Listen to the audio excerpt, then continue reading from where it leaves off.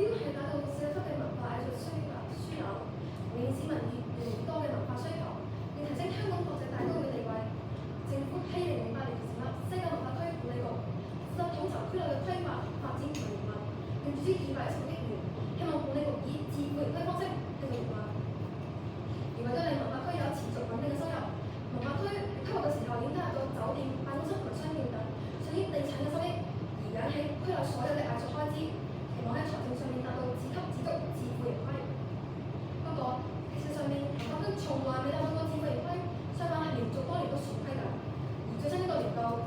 西九文化區赤字高達7.7億元，收入按年下跌近20%，原本政府注資嘅200幾億已經幾乎全部用盡。而文化區管理局前主席唐英年早已喺上年就話，文化區而家嘅現金儲備將會喺今年全部清零，如果政府再唔伸出援手，就會破產。由此可見，其實文化區而家急需政府財政上面嘅支持，所以自負盈虧根本就係名存實亡。咁我哋點解唔去面對現實，先考慮緊呢種形式嚟加入政府嘅持續資助，令西九可以繼續履行推廣香港成為中西文化樞紐嘅使命呢？因此，我方提倡參考海外嘅形式，政府為西九持續提供3到4成營運資金，並訂立績效指標，確保資金嘅運用妥當。今日衡量議題嘅標準，在於自負盈虧係真係可以令西九文化區達到最初推廣文化嘅目標，令到香港整體社會都得益。如果唔係，咁就唔應繼續使用自負盈虧嘅經營，議題就理應成立。我方贊成議題原因有二：第一，自負盈虧已經無法實現，更加唔識講未來投資。西九喺規劃之初就已經知道文化活動係難以賺錢，必須依靠地產收入去維持。但現實係而家全香港嘅樓價都係跌價，地產市道疲弱，租金同埋地價都係大幅貶值。而喺文化事業上面，西九就已經出盡全力，收益一直都係唔差。例如 M+ 博物館嘅成本回收率達到40%，故宮博物館係高達60%，即使係美國大都會博物館有過百年嘅史博物館成本回收率都係得4至5成。可見其實即使訪客再多，管理再好，世界各地嘅文化設備都冇辦法達到自負盈虧，係必須依靠外界，包括政府嘅定期資助。所以，如果我哋強求西九文化區自負盈虧，根本就係違反現實，同埋單純口號。如果強行實現，其實只會迫使西九加票價，減少唔賺錢文化活動。咁同當初我哋為咗推廣文化，惠及公眾目標越走越遠。第二，普及文化係公共責任，西九成功係全港得益。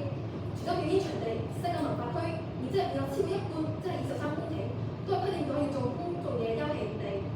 比維園更加大。每日有大量嘅市民都會去散步、野餐同埋欣賞音樂會等等。如果堅持自負盈虧，最簡單嘅方法咪就係圍咗起嚟收佢哋場費。但係而家西九唔係咁樣啊嘛，反而提供咗好多免費活動，例如西九音樂節、M+ 博物館嘅3月藝術展覽，都係免費俾同學仔，都係免費俾區市民入場。仲有中秋節、聖誕節都有大型裝飾嘅活動。舊年嘅西九聖誕節每日即刻令到10萬人次到訪，當中唔少係遊客，佢哋打卡影相，未必會為文化區帶來直接嘅收益，但係就建立咗香港嘅旅遊形象。所以其實西九價值從來都唔可以淨係賺錢去衡量，放棄自負盈虧呢啲不切實際嘅目標，展現政府應該有承擔，更有利於西九嘅長遠規劃。最後想問你方同學，西九每年7億赤字，單靠自負盈虧點樣解決呢？因此議題理應成立。多謝各位。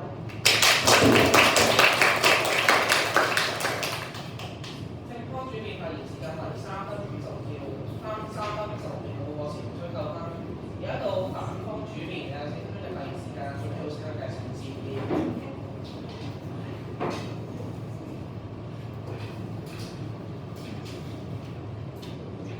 主席、評論最各位大家好，2007年政府同立法會嘅選擇以自負盈虧嘅模式調行西九，到今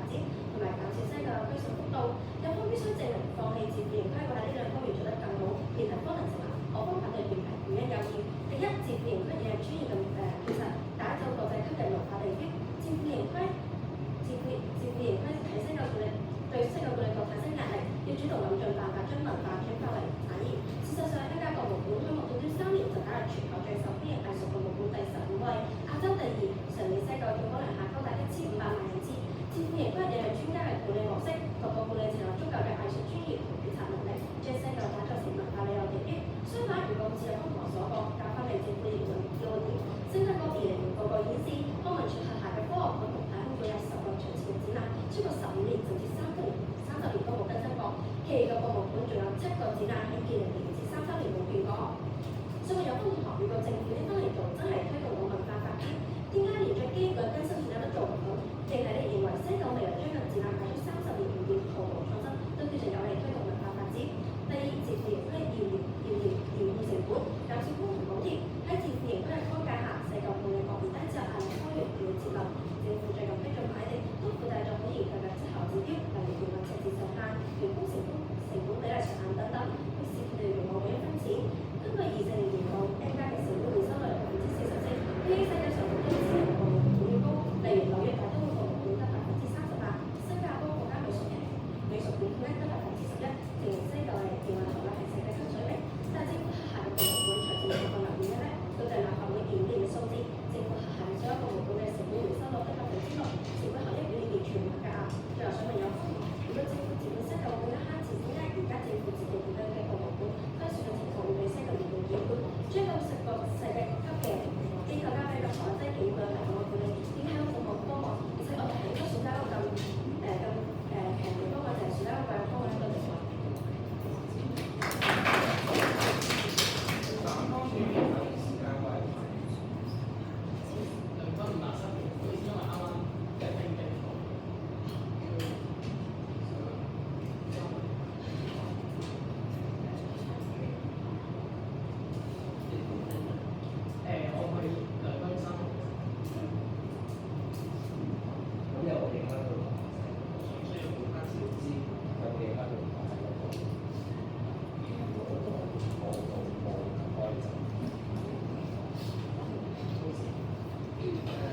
而家進入高中單挑環節，雙方需要派出一位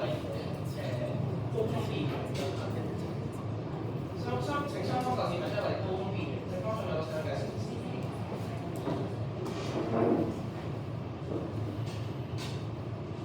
睇翻而家西九有全香港最大嘅休憩用地，但原來佢係免費入場之餘，剪草淋水都係要錢，有得點樣做到自負盈虧？嗱，我哋見到原來佢依家免費一人入場都可以做到俾政府係成本回收率係5倍1嘅時候，點解唔係做得更加好？咁想問睇依家政府可能都有財赤。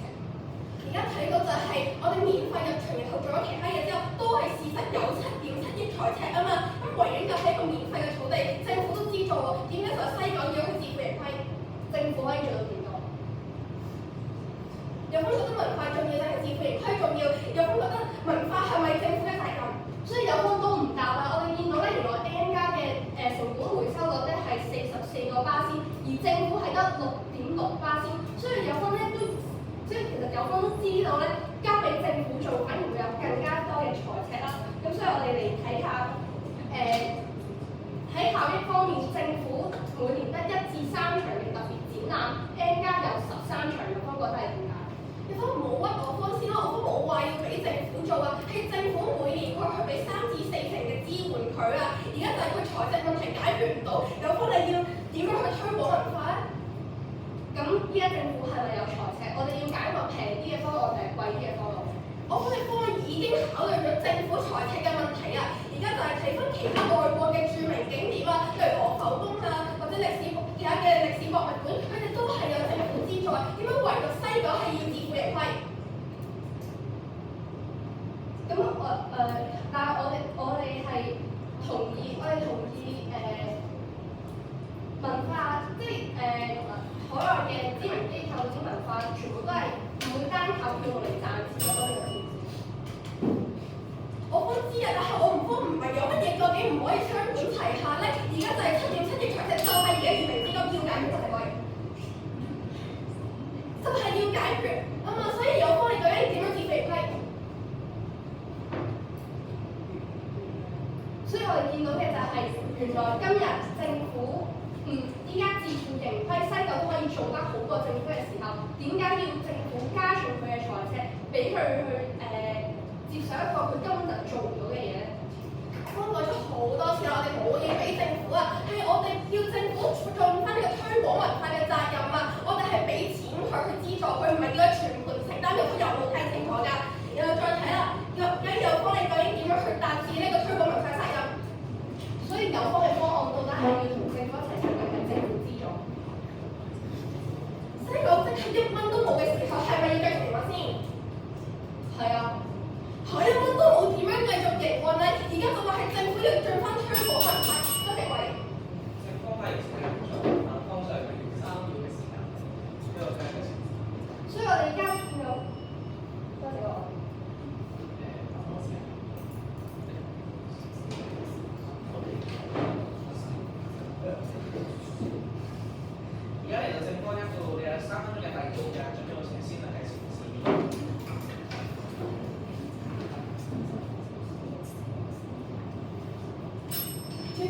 眾在座各位大家好，有方話要俾壓力佢先可以成為國際嘅一個文化中心喎，但原來睇翻管理局本身就係一個法定嘅公營機構，係要跟足條例做事㗎，而且政府都可以設定績效指標啦。而家都有補貼㗎，如果公帑真係會亂使嘅話，而家點解會冇呢？冇咗政府嘅持續支持，究竟要點樣運行落去？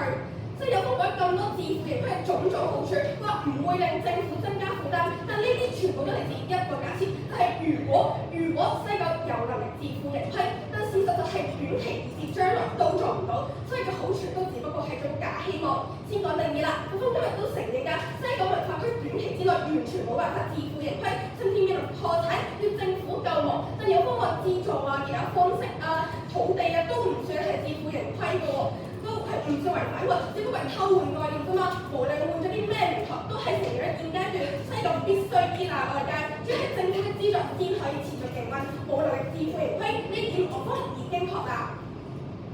其次，有方又話西九長完之後咪有能力自負盈虧咯。咁睇翻文化區歷史啦，除咗216億嘅起動資金之後，西九估算230億元成本嘅綜合地庫，由政府出錢興建。2016年政府再將估值160億元嘅商業地皮，以象徵式地價批俾管理局，將今年政府基金同埋抗疫基金資助定2億，加埋超過600億啊！今年管理局仲要求土地由只租不賣，都係可以賣地套現。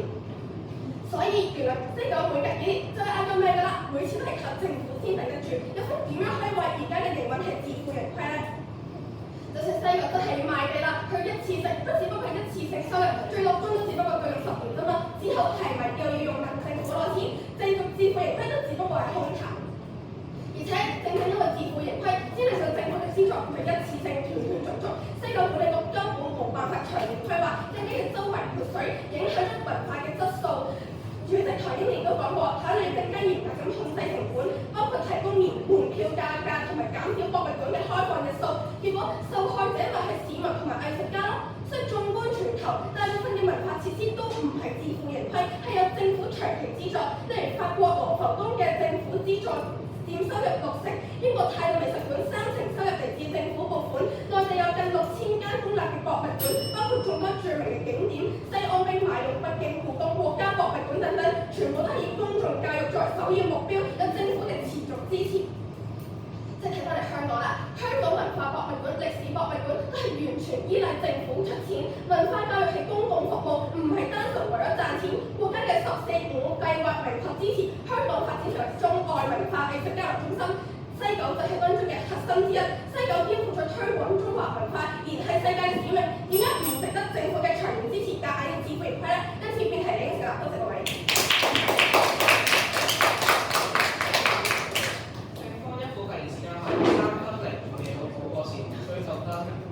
而家到反方一副，你有3分鐘嘅發言時間，準備好程式嘅計時器。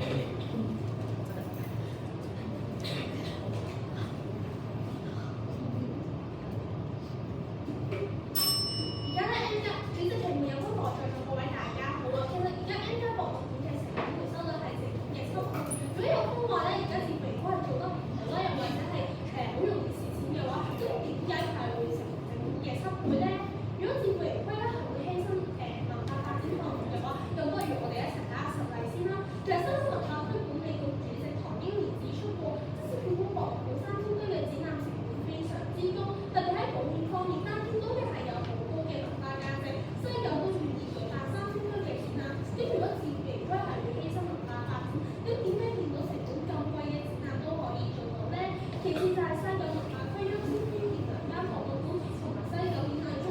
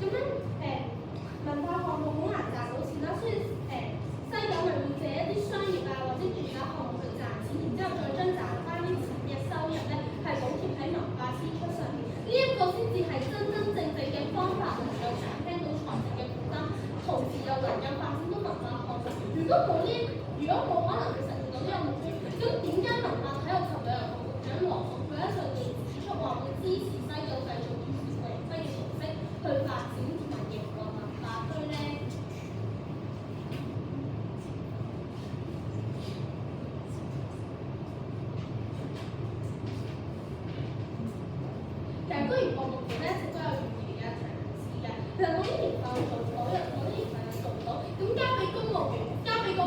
政方有乜嘢方法交俾公務員？嗰班公務員咧係好唔擅長做呢一啲文化嘅項目款嘅。咁咧有方面改出另外一年係因為達唔到入場人次，所以公務員係被炒嘅例子。即係對公務員嚟講，賺多咗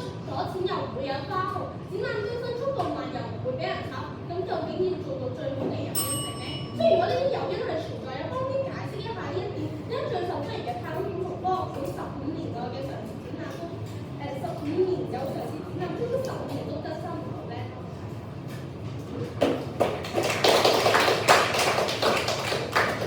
南方一副提示間為兩分43秒好過時，需9分。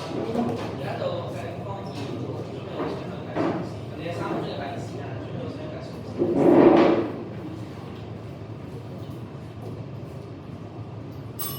主席同會再講俾大家好，有啱先講到話賺到錢去補貼呢啲赤字，依家我哋面臨緊嘅係7億港元嘅赤字啊！究竟要賺幾多錢先可以補到啊？有方同話依家要求西九文化區自負盈虧，又要求佢提供咁多免費嘅公共空間，究竟點樣先賺到錢啊？又屈翻我哋話交俾公務員，我哋從來都冇講過係交俾政府做，而係政府俾一筆錢補貼我哋自己去做翻㗎嘛？你出嚟做義父唔能係有方嘅諗法成個，實在太過片面啦！有方話自負盈虧可以令西九更有動力改善財政，西九應該自己節減成本，但究竟放棄自負盈虧加入部分政府補貼有咩衝突咧？事實上係可以雙管齊下，就算多咗政府基本資助，文化區仍然要透過自己租場、品牌合作、票務等創造收入，兩者係唔矛盾嘅喎。有方同學。第二啦，有方話西九唔係自負盈虧就會增加政府嘅財政負擔，但係而家西九就唔係政府嘅財政負擔嘅咩？政府只係換個形式幫手興建，批地間接資助西九，都係政府嘅錢，所以問題唔係用唔用公帑，而係點樣將啲錢用得有效。而家靠自負盈虧同埋斷斷續續嘅救亡，冇辦法為西九大路穩定嘅財政基礎。短期肯定唔可以自負盈虧，有分又話長遠，西九以後藝術大樓或者係藝術大樓落成或者係賣地就可以有穩定收入，但具體可以賺到幾多錢咧？過去所有嘅估算都係太過樂觀，而家樓市低迷，香港寫字樓嘅空置率高達40%，點樣證明呢啲地產項目先可以令到西九自負盈虧，而唔係又再一次嘅假希望咧？更加重要嘅係為咗自負盈虧，西九冇錢，唯有將政府俾嘅土地賣出套現，但咁樣係非常短視。全香港樓價跌咗最少30%，政府賣地多咗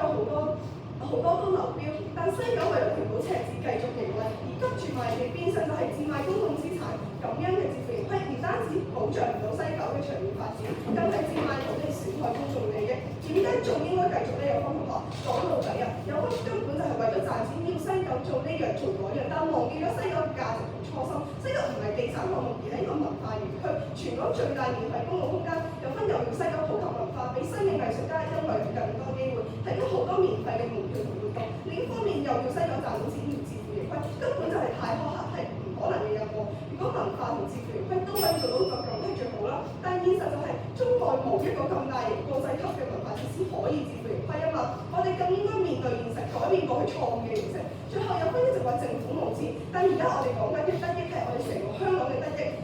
西九舊年接待超過1500萬人次訪客，更加首次入圍香港10大熱門景點，排名超過海洋公園同南桂坊添啊！連啲對於香港旅遊，呢啲對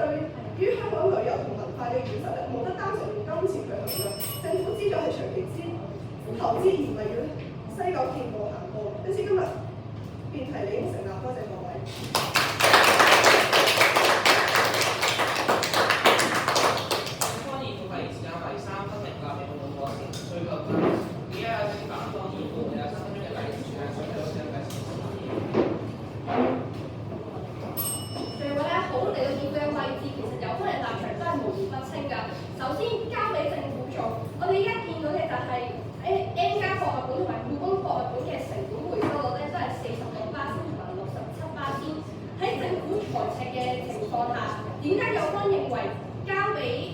交俾政府做，反而會減輕咗政府嘅財赤咧。而而第二個方案就係有同我哋講話政府去資助。如果政府資助嘅話，咁其實同現時嘅西九營運方式有咩分別咧？依家西九都有接受即係依家西九都有接受政府嘅資助㗎。而有方今日一副咧已經論證咗西九喺現有嘅發展模式之下都可以穩定發展，不論係國際聯展定係音樂劇都做到。相反，有方連一個因為展覽因為一個展覽因為資金短缺而暫停嘅例子都俾唔到嘅時候，點樣論證自負盈虧嘅失敗咧？而西九可以主動同旅遊界、商界合作開發新產品，將 IP 化巡迴演出，開拓多元嘅收入，呢一啲嘅商業策略係傳統公營機構都難以做到。而政府嘅角色今日只係幫一幫而唔係要攬晒上身。政府批准西九出售住宅項目，正係為咗提供呢一種短期嘅現金流，以至唔同嘅商業項目可以喺第7年度落成，帶嚟穩定嘅租金收入。對方無視以商養民嘅方針，淨係要求政府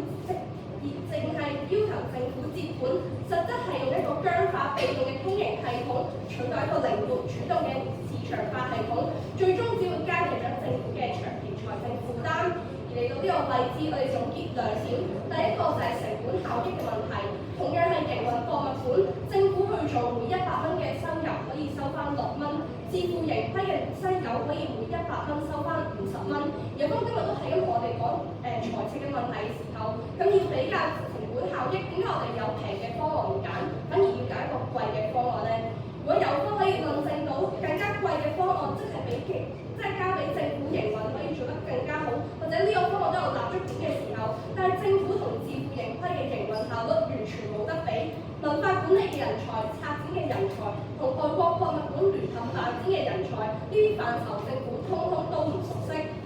所以我哋見到香港文化博物館同藝術博物館平均每年大概有3至5場嘅特別展覽，同樣係文化博物館，淨係 N+ 博物館平均每年都已經有13場嘅特別展覽。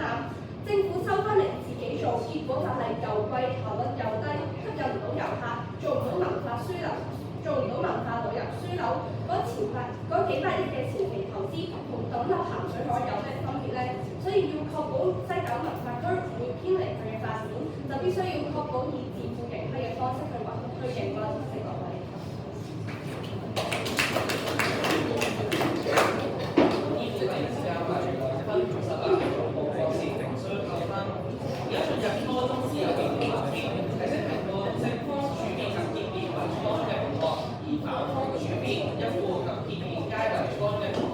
有發現初中同學嘅時候發現，政府立即喺自由研究辦公室之中就提出評估需於本章新資格財政收評分。政府準備好請佢介紹啲先。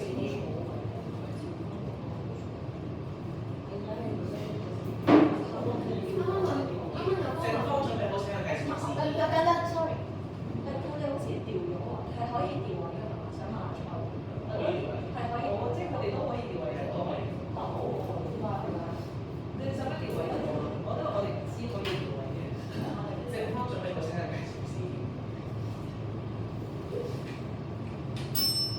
咁有多同學先問，評個方案就可以等於等於破產啦。咁我又問啦，咁而家頭先都話好多自負盈虧，可能會增加票價，減少啲開放人數，咁係咪能達到公眾利益咧？係咪加唔加價都冇所謂啊？第一個咧，頭先有同學講話咧，因為而家西九財政，所以咧就想政府補貼啲錢喺博物館上面啦。但係我見到嘅係而家政府嘅財政問題比西九更加嚴重。咁究竟政府點樣可以喺財政嘅情況底下出幾多錢去補貼喺博物館上面，令佢哋再唔屬於自負盈虧咧？咁你覺得政府冇錢就唔需要資助西九文化區？咁點解歷史以嚟政府一直財政都有撥款俾呢個康文署嘅博物館咧？你係咪覺得就係因為政府覺得值得咯？咁咩嘢理由令你覺得西九就唔需要呢啲資助？咁有方同學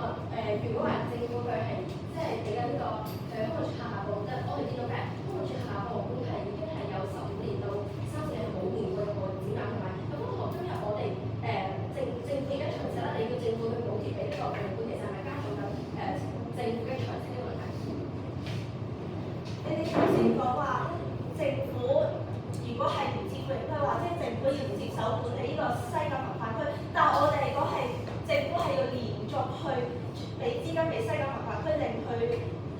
展唔係一個自負盈虧嘅經營。不過就問你落，你頭先講呢啲咁多嘅長期計劃可以幫助到佢西九去賺多啲錢。咁如果你冇錢，你點樣可以正常經營到，可以舉辦到更加多嘅活動咧？係啊，有方最好，我咪就問你咯。而家政府財政5000幾嘅情況底下，你到底可以撥俾我哋西九文化區幾多錢？我問你財赤，有財政問題係咪唔搞文化？唔係有財政問題就唔搞文化，而係有方跟嘅。我哋明明嗰啲西九文化區嗰啲問題係優於我哋政府公營嘅，咁有方又話我哋要撥錢俾佢，又唔話俾我方知你到底喺財政嘅情況下係要撥幾多錢啊？我哋頭先就講咗3至4成咯。所以咪有方我方咪就問咯，咁如果我哋撥咗3至4成，就加重緊政府而家已經好嚴重嘅財政問題啊嘛。有方又話要解決財政，但係有先解決唔緊嚴重嘅財政，反而加重起一個好嚴重就嚟好嘅儲備嘅財政，有方議員，咁有咩要點樣解決？有冇所謂嘅嗰啲解決財政？有個同學唔好以為自己就而家就冇俾，而家就冇係資助西九文化，其實只係用呢種方式去資助啫嘛。有個同學點樣保證呢個文化咧？所以我哋而家就選擇咗自營區呢一種模式嘅安排去保護呢個文化咯。其實最簡單嘅就係政府去即刻去立即去資助佢，令佢可以得成。你點樣？咁我就問你咯，你話要自負盈虧嘅模式啊嘛，咁你要幾時先可以令到收支平衡？首先有個我哋西九文化區而家冇達到有更嚴重嘅地步。西九文化區喺2003年已經為咗佢哋本地嘅生產總值貢獻咗68.61億元，創造咗好多嘅就職位，佢哋已經可以回饋到社會啦。又問翻有關啦，有關覺得政府嘅資源係咪無限嘅？如果唔係無限嘅，佢哋點似有方所講一樣無限投入喺西九文化區度？我哋話7億嘅財赤仲反方時間用盡，正方尚餘19秒，請左邊好請計時指示，正提出100個多元。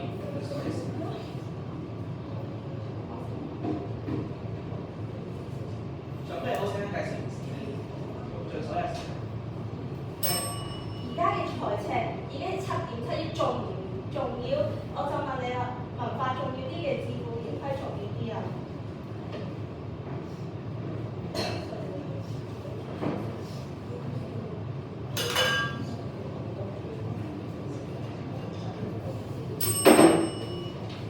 正方時間用盡，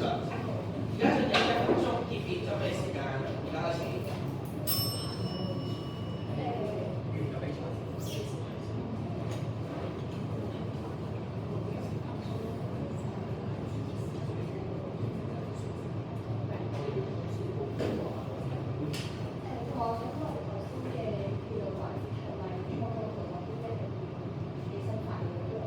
有啊，我哋都來衝咯，同埋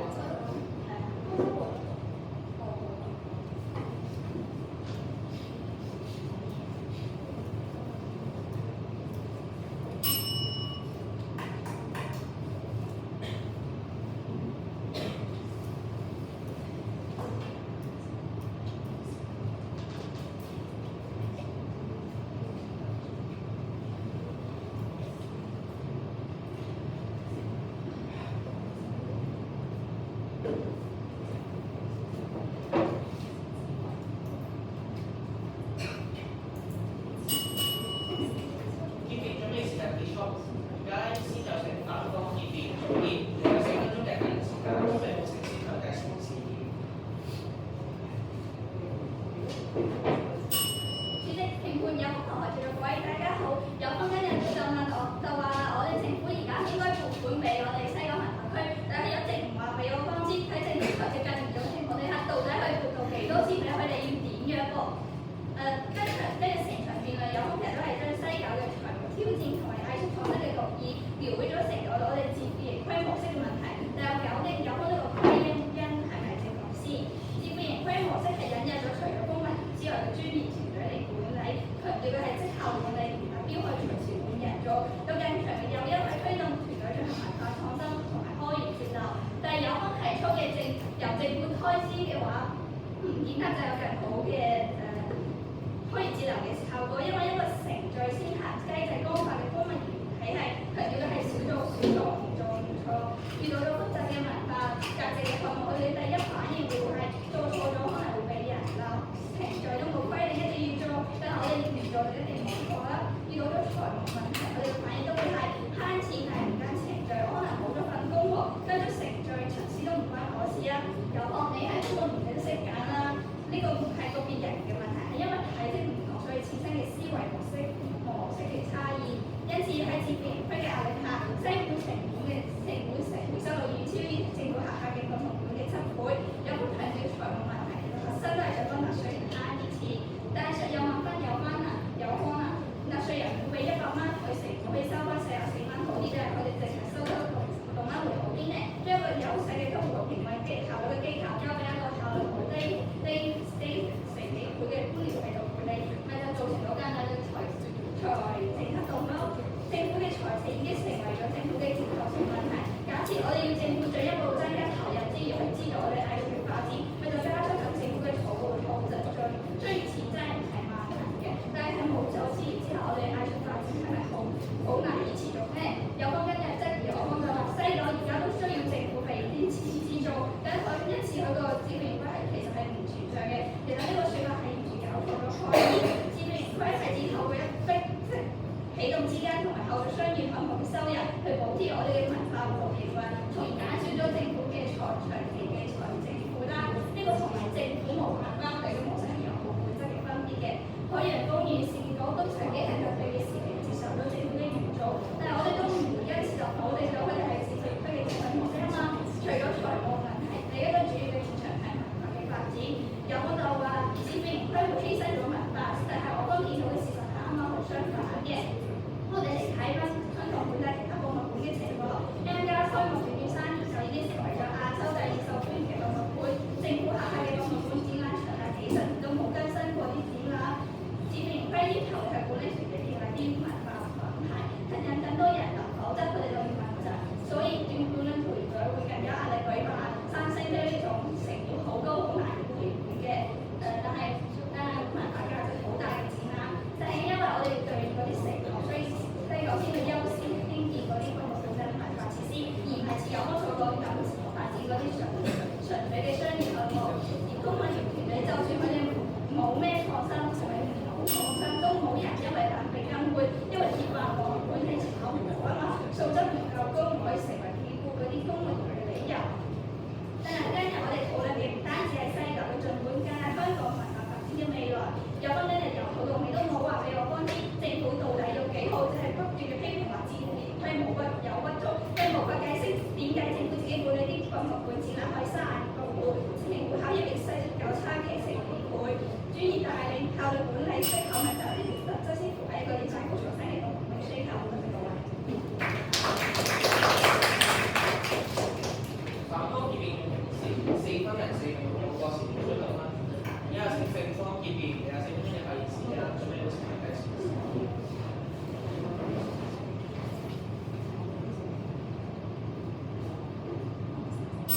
主席、評判眾長各位大家好。喺疫情嘅時候，我同屋企人喺西九野餐，坐喺個草地望住維港，係一刻感受到一份難得嘅輕鬆。舊年聖誕節，我去咗西九睇金飾，又同同學、老師一齊參加西九嘅免費導賞團。雖然我1蚊都冇俾，但同樣都係可以感受到，呢個就係屬於全香港市民嘅文化同埋休憩嘅空間。縱觀全場，我哋相關有2大分歧。第一就係政府啲錢應該係要點樣用？面對西九年年嘅財赤，資金幾乎係用盡，面臨破產。而解決呢啲問題其實係離唔開政府嘅支持，無論係咩嘢方式，例如批地啦、一次性撥款啦，定係我方提出嘅長久資助，一定都係涉及到政府同埋公帑。所以我哋雙方嘅分歧唔係要唔要用公帑去幫西九，而係幫嘅方式。我哋知道有方都知道自負盈虧係做唔到，只不過一個口號，就好似西九咁樣，就好似西九能夠自食其力咁樣。但係現實係西九嘅財困完全係冇解決過，每隔幾年又要向政府要救命。所謂嘅自負盈虧都係得個名，所以我哋有方係見到自負盈虧嘅口號根本就係多餘，係冇實質嘅幫助，反而係帶嚟更加多嘅壞處，包括就係會可能逼住去賤賣土地啦，換取唔夠10年嘅營運資金，咁10年之後咧就會點啊？西九係咪做到自負盈虧咧？油方通通都冇達到，資金斷斷續續係令西九無法做到長遠嘅規劃，本來嘅規劃就係音樂中心大劇院啊，都仲未有興建嘅時間表，為咗慳錢，可能仲要加票價、加長租，咁係咪仲可以做到更加多嘅免費活動咧？所以好似以為自負盈虧做唔到係咩都冇所謂，實質係直接影響到西九履行文化嘅使命，損害公眾嘅利益。第二個分歧就係西九同埋文化價值觀嘅重視，有分一直認為西九要自負盈虧就可以開源節流，但係文化唔係一個商品，唔係下下都可以用錢去衡量佢嘅成敗。西九唔係因為亂使錢而蝕錢，而係推廣文化本身係一個極大嘅開支，就好似香港故宮舉行呢個三星堆嘅展覽，本身一個國家嘅一級文物，由保險運輸到文物嘅保護都係一個龐大嘅開支，但係門票只係收150蚊，學生同埋老人家仲係要付唔夠，所以文化項目唔係為咗回本，下下都要考慮到自負盈虧，其實呢啲展覽都唔使做啦。上年西九一共舉行咗600項嘅活動，戲曲中心使用回收率係由最初嘅30%提升到近年嘅100%，可見市民係對呢啲文化設施有渴求，而呢啲文化嘅成績係咪比自負盈虧更加重要呢？所以文化教育本身就係同學校醫療環保一樣，都係屬於公共嘅事務，政府有責任去長期投資，唔係只係掛住自負盈虧呢啲空洞嘅口號。最後，我哋不妨將眼光擴闊一啲，我哋望到嘅唔係遊客有冇直接喺西九裏面消費，擴大經濟係教授雷鼎平估算，西九每年係為香港生產總值係貢獻咗17億元，包括係西九嘅經濟啦、社會嘅價值啦，帶動呢個旅遊啦，提升國際地位啦，係為市民提供咗舒適嘅空間，係提升咗呢個生活嘅質素。咁呢啲有形冇形嘅價值加埋，點可以用自負盈虧去約束佢哋咧？香港係唔係需要一個商業嘅項目，而係需要一個為市民服務嘅文化區？所以總結議題理成立，多謝各位。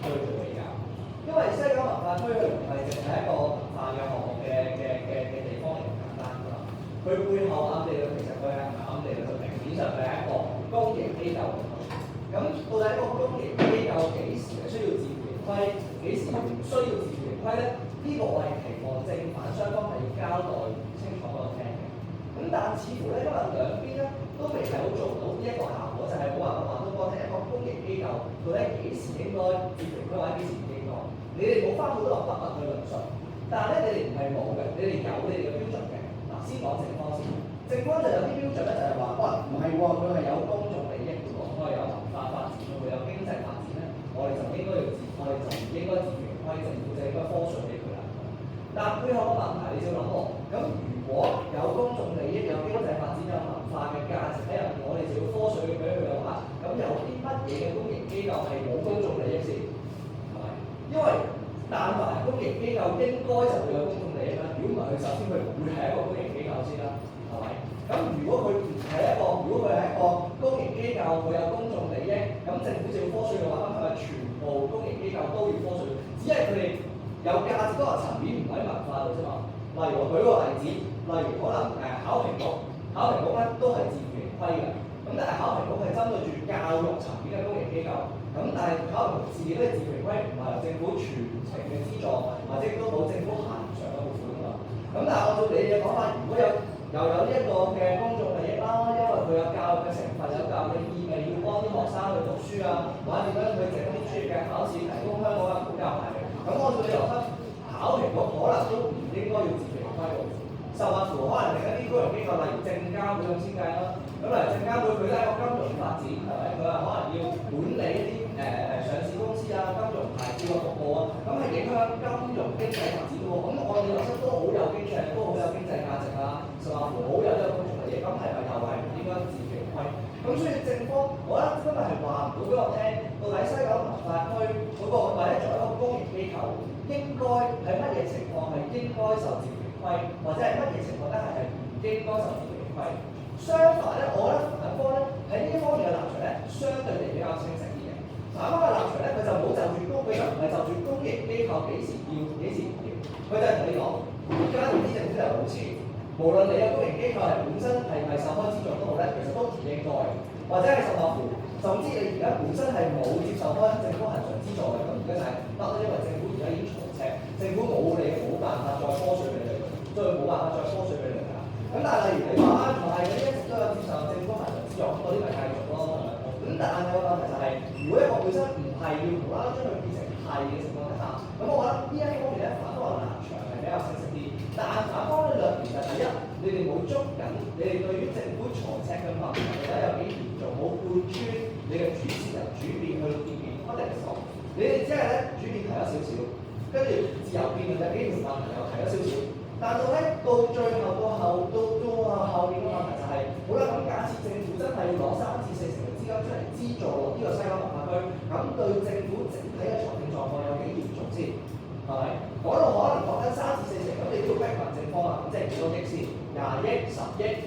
30億定係幾多？咁如果呢條數如果係10億嘅話，咁政府財政講緊幾百億啦，咁我相對你就覺得係唔得足夠啦，係咪？可能都唔係對政府財政有好大程度嘅影響嘅喎。咁所以呢個就係你哋喺處理到底，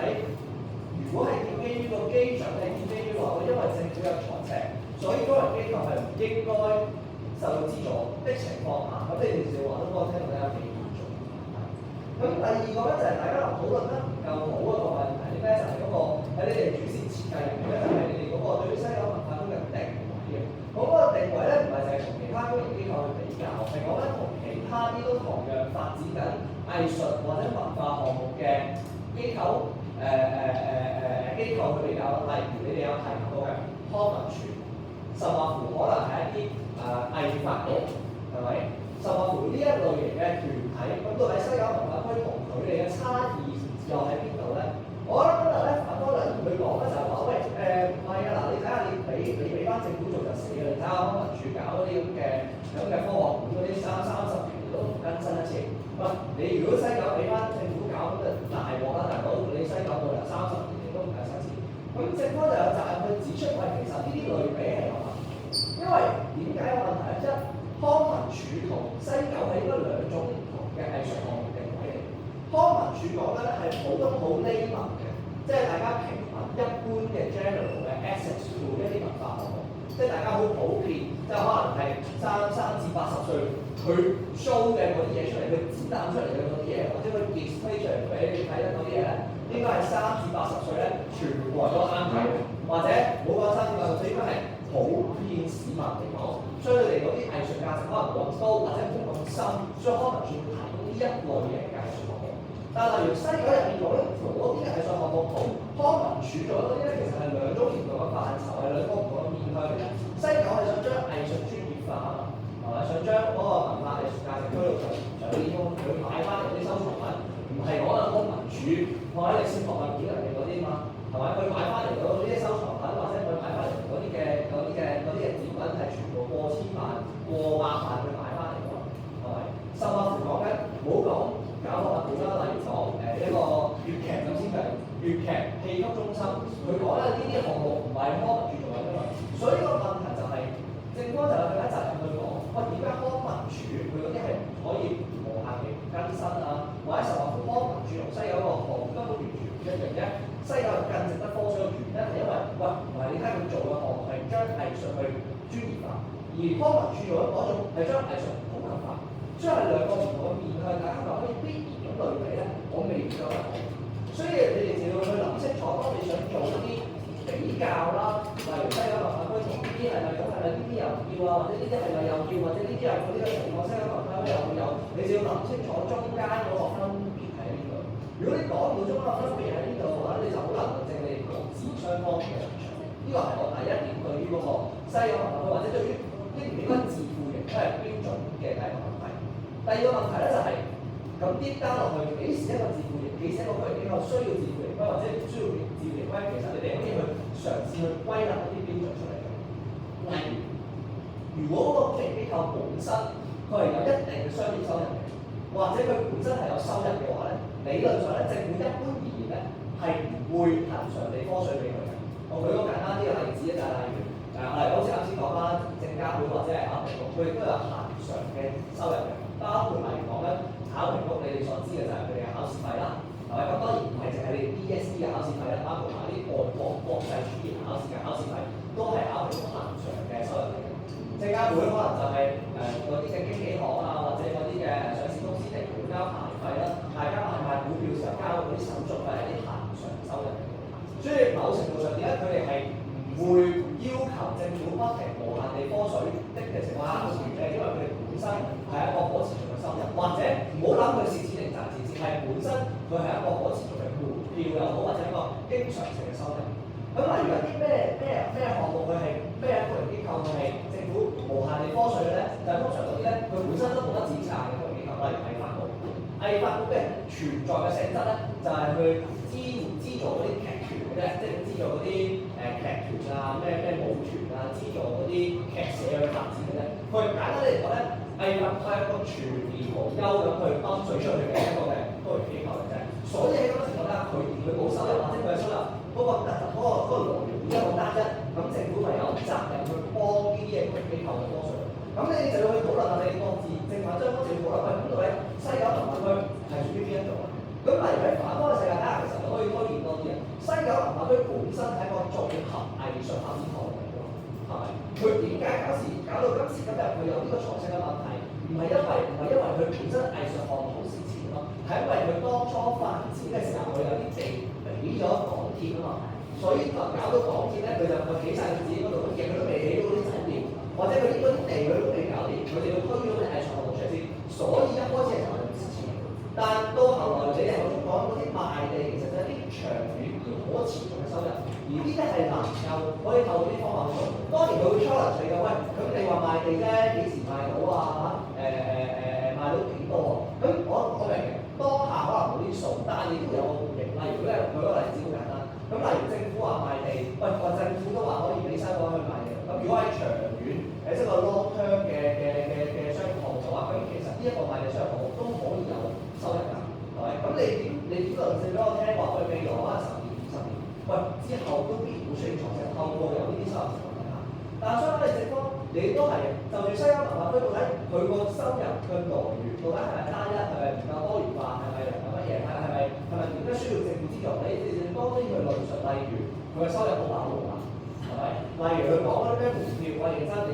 有嗰啲 M+ 博物館有幾多人去，或者有好多人去嘅，就係、免費嘅時候應該有好多人去咯。或者故宮嘅做一排咧，全部免費嘅時候應該最多人去咯。咁但係要收錢嘅時候，其實就冇乜人去啦。或者去嘅人相對嚟比較少，係咪？甚至乎你講嗰啲咩寫字樓啊，或者裏面西九裏面有啲本身寫字樓啊、餐廳啊、租賃啊、商戶啊，嗰啲其實基本上喺目前嘅階段其實已經飽和晒。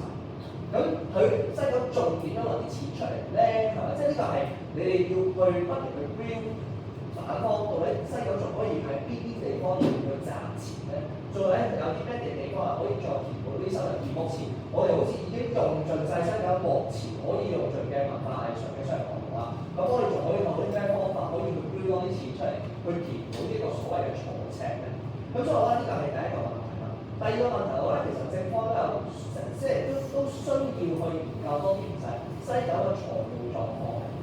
到底佢係佢個，你哋有提，例如可能你哋都冇一啲提過一啲場比賽，就係其實西九應該由銀行借好多錢㗎，因為西九係應該問咗銀行借咗唔知一開始借咗10億，之後就又借咗40億嘅喎，嗰場貸款，跟住之後咧唔知咩西九啲新聞出嚟話佢不停將呢個銀行貸款延期，而家延期係因為西九還唔到啊，西九還期啲錢，所以好似到成唔知26年。所以呢個咪就係西九面臨咗啲短期性嘅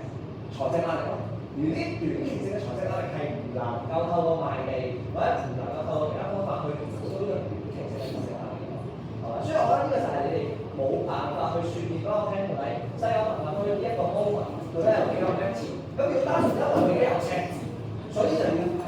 資助，呢點係講唔過去。因為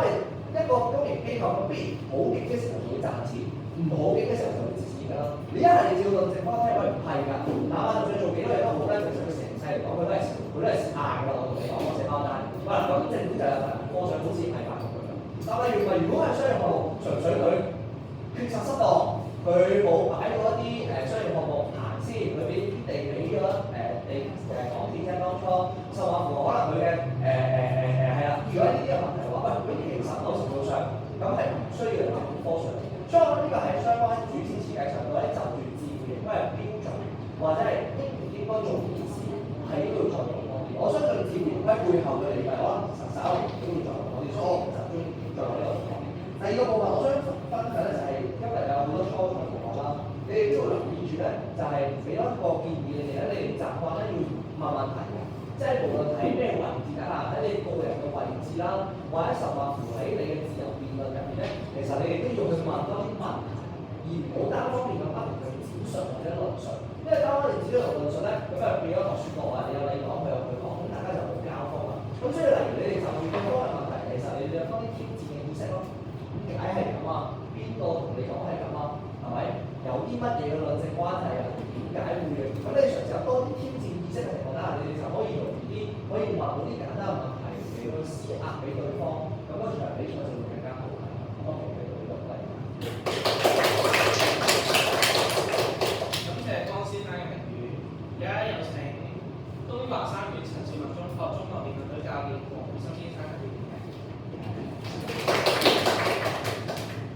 咁我對呢條辯題嘅認識咧係一張白紙嚟嘅，所以就啱啱評判講咧嗰個對於我嚟講都一個幾拓展視野嘅嗰個思維嘅嗰個方向。咁我自己理解咧，因為我想分開翻講我自己嘅視野角度，啱啱評判所講嘅咧。咁啱啱第一位評判所講咧，佢講開定位嘅比較，即係大家要去諗下你場上會用到一啲交通嘅例子，例如康文署、西九文化區本身有啲乜嘢咁唔一樣嘅地方咧？咁呢一樣嘢係牽涉到你個西九文化區點解最開頭會選擇以自負盈虧嘅模式去經營，即係佢個定位點解同呢個模式係咁需要緊密地結合咧，係緊要嘅。咁而第二個後續延伸嘅問題咧，就係呢種模式是否能夠被改變，即係因應佢個定位，而佢以呢個模式去經營，呢樣嘢本身係可唔可以被改變？咁所以呢一個討論係緊要嘅。咁而我嘅切入點咧，其實喺呢樣嘢之後，即係我冇去諗上述嘅問題。咁因為喺我同大家嘅嗰個演述嘅起始點咧，我所得到嘅嗰個 picture 就好簡單，就係而家西九文化區已經存在咗㗎啦，而佢已經係一個爛攤子嚟嘅，因為佢不斷咁樣赤字㗎。甚至按照大家俾我嘅認識就係佢個收支係都冇變過嘅，佢接近係一種結構性嘅赤字嚟嘅。咁我嘅對於佢嘅呢個問題嘅認識咧，即係呢個命題嘅核心就係佢係一個好正嘅嘢，佢對於推廣文化咧好好嘅，回收率都好好，同世界知名嘅一啲樂隊款咧都係個相佢俾你嘅。佢而家維唔到企喎，咁點算咧？呢個就係我後續想聽大家嘅諗法啦。咁因應呢一個問題咧，我會有3個部分想聽到嘅。第一就係乜嘢叫做自負盈虧嘅經營模式咧？呢、個喺成場比賽裏邊咧，近乎係冇討論過嘅。咁但係最重要嘅。咁第二個問題就係除咗自負盈虧之外，仲有啲乜嘢嘢嘅經營模式係我哋可以想像去選擇嘅咧？第三種就係咁，另外一種模式係咪好過自負盈虧？咁成條辯題喺我嘅脈絡底下咧，就得呢3樣嘢嘅啫。咁翻返去最緊要第一個問題就係乜嘢叫做自負盈虧咧？我要從正方係主持開始講。咁你哋嘅立場底下咧，就係覺得 OK， 自負而家就係自負盈虧㗎啦，只不過佢未能夠達到收支平衡啫。咁佢會存在一個問題嘅，就係佢冇辦法繼續經營落去。咁你哋嗰個解決方案咧，就係 OK， 政府贊助3至4成，即係佢而家可以維到6成幾，咁剩翻嗰4成嘅政府俾。咁呢個係我對於你哋方案嘅理解啦。咁而你哋覺得呢個唔係自負盈虧嘅，因為出現咗一個第三方嘅資助。咁但係其實呢樣嘢咧，我係有所質疑嘅，因為咁佢喺得到資助之前嘅嗰個環節，佢嘅所有決策同埋佢去經營嘅策略係根據啲乜嘢嘢去制定嘅咧？係好似現況咁樣，佢係一個自己，即係佢係一個私人嘅公司去做一個政府指定嘅機構去經營，所以佢要自己諗辦法賺多啲錢，同埋你一個心理準備嘅就係我賺唔到一錢，政府會幫我貼咗佢。咁應該理論上係會影響到佢嘅決策㗎嘛？因為喺你哋嘅主線上面咧，有其中一個你哋想帶出嚟嘅利處就係、如果你能夠早啲穩定，政府會俾幾多錢，係對於西九文化區嚟講咧，係能夠形成一個更加好嘅決策。因為佢已經知道自己可以攞到幾多錢啦，咁佢就唔使死命咁樣去房地產嗰度係將政府俾嘅地賣出去，又或者係一啲即係啲自賣嘅形式去換取一個短期上面嘅經濟效益。咁佢應該會影響到決策嘅。咁我問題就係、OK， 佢影響程度有幾多咧？如果我係企喺反方嘅角度去諗嘅話咧，因為其實佢哋嘅主線嘅內容上面有好多係講我哋會官僚主義咗啊，我哋會硬化咗啊，我哋唔應該交俾政府去做。咁你哋嘅方案當然你會不斷咁重申啦，我哋唔係交俾政府，我哋都係用翻而家個機構去做嘅，即係佢自己去做翻嘢。但係個問題就係、佢會唔會對呢個機構本身決策嘅思維造成影響，以至於其實佢會損失咗一啲本身自負盈虧理論上會帶嚟嘅好處咧？即係例如佢係一間商業機構，佢會以商業利益嘅作為最高嘅考慮去搞任何嘅活動，搞任何嘅維修。咁點解我哋會相信呢樣嘢咧？係因為佢會想幫自己賺錢啊嘛，佢一定會用盡自己嘅方法去令到佢成本效益提高。咁但係如果你加入咗個心態就係、我蝕咗錢唔緊要嘅，會有人幫我協助。咁佢仲能唔能夠維持到嗰種商業嘅經營思維咧？呢一個係都幾關乎到成場比賽，我覺得幾核心嘅討論。因為你哋好多嘅資料咧，即係或者係一啲例子就講下 M+ 回收率好高，股東回收率好高。咁我覺得呢樣嘢同佢嘅自負盈虧呢個模式本身所帶嚟嘅利處係應該有一個好直接嘅關聯，而個利處同佢嘅經營思維係一個好直接嘅關聯。呢兩樣嘢加埋咧，就會變成你唔能夠單純只係話 OK， 而家好好，加埋政府資助就搞掂㗎啦。咁我覺得係唔能夠咁斬釘截鐵地將呢樣嘢咁 OK， 我淨係攞晒啲圖書，我唔會有任何嘅弊處嘅。咁你個比較點就會淨係落咗句 OK， 咁佢值唔值得咧？佢值得政府咪應該俾錢咯。咁我唔係覺得呢樣嘢唔值得討論，但係佢會同條辯題本身最想問嘅一個好困難嘅情況，佢想問嘅個解決方法咧，我覺得係簡單化咗，就係非常之以一個好簡單嘅邏輯為處理。咁我覺得係可惜嘅。咁而去到反方呢邊咧，我覺得我今場對於你哋嘅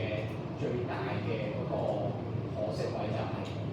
你哋去講一啲硬化，同埋OK有專家先至可以做到你講嘅嗰啲效果。呢啲 statement 咧，我覺得係成立嘅，無論喺邏輯上面定係嗰個故事上面嘅說服性需要嘅。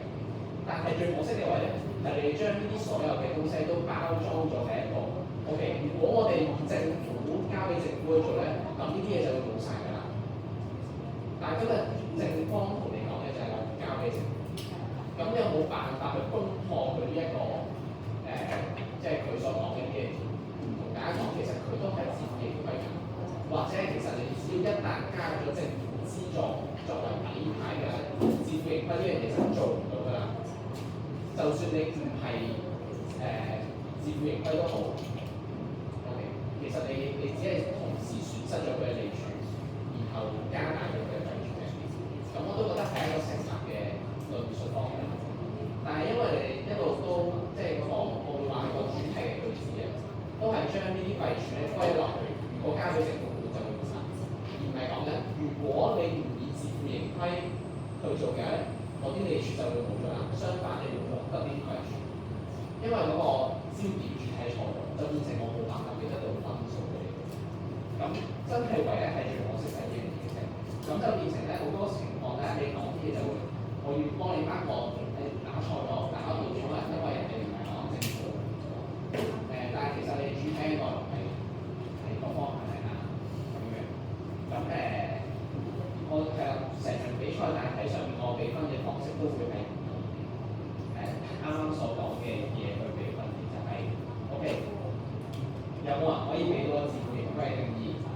如果冇嘅話咧，有冇人可以對對方嘅自負盈虧或者佢而家咁講嘅經營模式嘅睇法作出質疑。OK， 如果都係冇嘅話咧，有冇因應住自己嗰個方向咧作出一個完整嘅論述？嗰啲論述做法咧，我係會咁我正常係幾分大概，就可以交俾最後。即係黃先生嘅評語，而家有4家啦，論書、中文辯論水平有4層有老師。我好快講一講啊，咁頭先嗰兩位朋友咧喺內容上面咧都俾咗好多嘅提醒啦，同埋我覺得對於成個辯題咧有一個好完整嘅一個理解嘅，咁所以我諗喺個內容上面咧，我有時間再即係私底下同大家呢個講嘅，咁我就會講下我喺表達上面啦，咁即係除咗喺內容上面有40分之外咧，個詞風都係佔40分嘅喎。咁所以我都想喺詞風方面咧，俾兩方雙方嘅同學咧一啲建議。咁我個判準咧就好簡單嘅啫，就係你有冇聽同埋有冇問。咁所以咧基本上咧，你有冇聽清楚對方嘅內容啦？然後你有冇當你聽清楚嘅時候，你有冇做適當嘅回應啦？又或者當你唔聽清楚嘅時候，或者你佢講唔清楚，或者你聽唔清楚嘅時候，有冇做一啲嘅跟進發問啦？又或者你喺發言嘅時候發現對方咧有漏洞嘅時候，你有冇跟進或者係側身而咧係好聰明地去指出對方嘅謬誤或者係蓋棺咧？咁呢一啲咧都會係我喺詞風上嘅評分嚟嘅。咁你會見到咧我嗰個分數咧就會係因為係呢個輕描嘅關係啦，咁所以咧我都會放鬆少少嘅，即係整體咧俾大家多啲嘅鼓勵性啦。咁但係有幾點咧好快嘅啫，就想大家咧記住嘅。第一，聽唔清楚就問清楚。譬如咧今日嘅正方咧，其實俾唔出一個好完整，你覺得如果唔應該以自負盈虧去繼續營運嘅時候應該點做？咁其實咧反方咧係有責任咧去挑戰或者問清楚，係啦。咁所謂問清楚即係去挑戰佢啦，甚至可能係攻擊佢呢個部分啦。咁而呢一樣嘢咧，我去到1、2、3，去到自由辯咧，先至開始問究竟俾幾多錢啊？又或者講緊咧公共嘅博物館同西九嘅博物館係有咩關係啊？或者咧係啦，咁呢啲內容咧，基本上咧係去到自由辯先至問嘅。咁其實如果可以提早可能2個辯位就問，甚至可能主辯就已經有一個咁嘅 sense 咧，咁其實就會令到你早啲咧係攞到有利嘅優勢。咁咁所以第一個提醒雙方嘅咧都係聽唔清楚或者你唔肯定，你就質疑對方係啦。咁第二咧就係、你講嘅內容個漏洞會多啊定係少咧咁樣。舉一個簡單嘅例子，就係、如果我賤賣土地咧，就會蝕錢啦，就係、損害公眾利益啦。咁但係如果我將一個即係補貼或者係即係不斷補貼30-40%去一個永遠都賺唔到錢嘅項目，又係咪損害嘅公眾利益咧？即係其實當你講呢啲説話嘅時候咧，你可能要諗一諗其實你自己嘅説話裏邊咧有冇自相矛盾，又或者我可唔可以 refine 咗佢，令到你講得起上嚟咧係好聽啲嘅咧咁樣。咁所以呢個部分咧我覺得雙方咧都有唔好嘅地方。咁而今日咧最後就係我嘅即係貫準嘅最後嗰部分咧，就係、你哋有冇貫徹你哋自己嘅主線？如果能夠貫徹得相對比較好少少嘅話咧，咁就會係勝出嗰一方。咁最後有啲係甩咗嘅，或者係完全喺後面冇推進嘅，一二副都冇特別推進嘅咧，咁個分數咧就喺個內容上就會低啲啦。咁簡單嘅評語有時間可以再同大家分享。